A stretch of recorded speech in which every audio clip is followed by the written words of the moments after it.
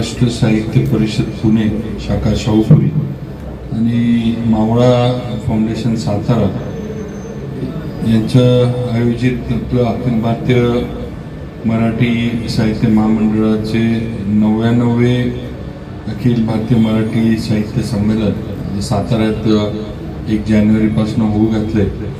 या साहित्य संमेलनाच्या संकेतस्थळाचा शुभारंभ आज आपल्या सर्वांच्या उपस्थितीत, त्याचबरोबर कार्याध्यक्ष विनोद कुलकर्णी, जनता बँकेचे चेअरमन अमोल मोहिते, कोषाध्यक्ष नंदकुमार सावंत आणि सर्व समोर बसलेले सन्मान्य सातारकर साहित्यिक, सर्व साहित्यावर प्रेम करणारे आपण बंधू भगिनी, वडीलधारी सगळे आणि उपस्थित माझ्या पत्रकार बंधूंनो, आज सकाळी आपण आपल्या साहित्य संमेलनाच्या मंडपाचा शुभारंभ, भूमिपूजन जे आहे ते आपण केलं आणि आपले शरण कुमार लिंबाळे हे त्या कार्यक्रमाला उपस्थित होते। त्यांच्या हस्ते आपण हे भूमिपूजन करून त्या ठिकाणी आता जो संमेलनाचा मंडप आहे ते उभारणीची सुरुवात केली। आता विनोदने जे सांगितले की आता अवघे 15 दिवस आपल्या या साहित्य संमेलन सुरू होण्यासाठी राहिलेले आणि अशा याच्यामध्ये आज जे तंत्रज्ञान सगळीकडं लोकांना अवगत आहे, जे लोकांना उपलब्ध आहे, मग साहित्यिक असू देत, इथले आपल्या इथले असू देत, बाहेरचे परदेशातले असू देत, तर त्या तंत्रज्ञानाचा वापर आपण पुरेपूर केला पाहिजे आणि आपण जे काही हे साहित्य संमेलन वेगळं थोडंफार करण्यासाठी जो प्रयत्न करतोय हा सर्व साहित्यप्रेमींवर त्यांच्यापर्यंत ही माहिती पोहोचली पाहिजे।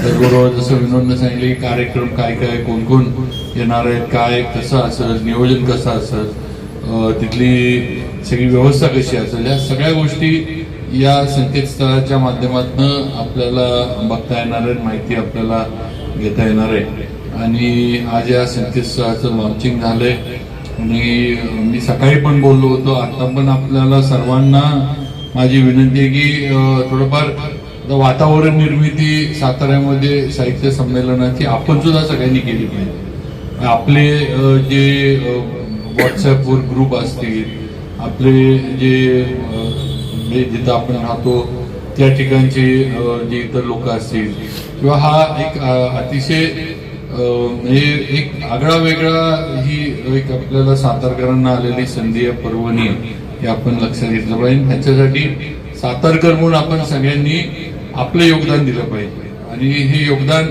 नुसतं बाकीचं ठीक आहे, म्हणजे बाकी देणगी स्वरूपात वगैरे किंवा स्वयंसेवक म्हणून वगैरे ही वेगळी आहे, पण शेवटी सकाळी जे मिलिंद जोशी म्हणले की नुसतं म्हणजे पैसे आहेत म्हणून संमेलन यशस्वी होतं असं नाही, संमेलन हे शेवटी येणाऱ्या लोकांमुळे यशस्वी होते, लक्षात ठेवा। हे आपण म्हणजे निधी लागणार ही एक बाजू आहेच, आणि शेवटी हे संमेलन हे काही छोटं काम नाही, फार मोठं काम आहे।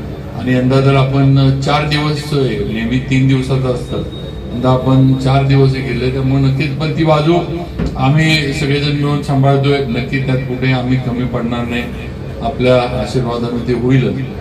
शेवटी श्रोते म्हणून किंवा त्या ठिकाणी एक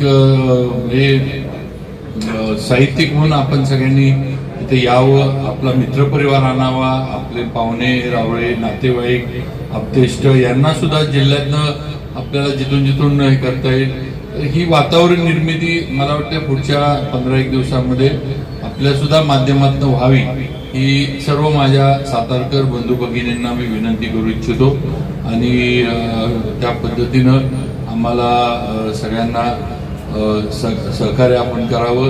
बाकी म्हणजे इतिहास जो पूर्वीचा आहे, भाऊसाहेब महाराजांनी हे साधारण मला वाटतं 33 वर्षापूर्वी साताऱ्यात संमेलन झालं होतं, साहित्य संमेलन, आणि आता 33 वर्षानंतर आता होतंय आणि आता परत कधी आपल्याला मिळेल हे आज आपण सांगू शकणार नाही, कारण सगळेच आपल्या पद्धतीनं प्रयत्न करत असतात। या वेळेला सुद्धा आपण ज्या वेळेला मागणी केली, आपलीच मागणी मला वाटतं 8-10 वर्ष 12 वर्ष आपण मागणी करत होतो किंवा आम्हाला सातारला संमेलन द्या, सातारला 12 वर्ष आपल्याला थांबायला लागलं, पण ते आज आपल्याला मिळालं. त्यामुळे पुढं हे साहित्य संमेलन सातारला कधी मिळेल हे आपण सातारकर म्हणून सांगू शकत नाही. म्हणजे आपण आज हे यशस्वी करण्यासाठी आपलं पण सर्वांचं योगदान, आपलं पण सर्वांचं सहकार्य सातारकरांचं मिळावं ही स्वागताध्यक्ष म्हणून मी मनापासून विनंती करतो. अतिशय छान सुंदर कार्यक्रम आपण घेतले, त्याची माहिती आपल्याला मिळालं. सर्व राज्यातली प्रमुख मंडळी सुद्धा आपण या संमेलनाला भेट देण्यासाठी निमंत्रित केले, ते पण त्या दिवशी संमेलनाच्या इथे येतीलच.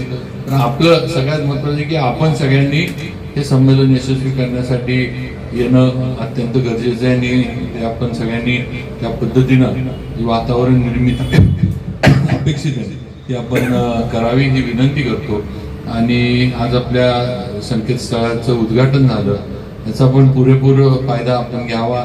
जसं विनोदने सांगितलं की यातनं काही राहून गेलं असेल तर त्याच्या पण आपण सूचना करा किंवा काही याच्यामध्ये अजून सुधारणा करण्यासाठी गरज असली तर त्या पण आपण करू. आपल्या सूचना या 100% स्वागतार्ह आहेत आणि आपण त्या द्याव्यात ही विनंती करतो आणि माझे 2 शब्द संपवतो. जय हिंद.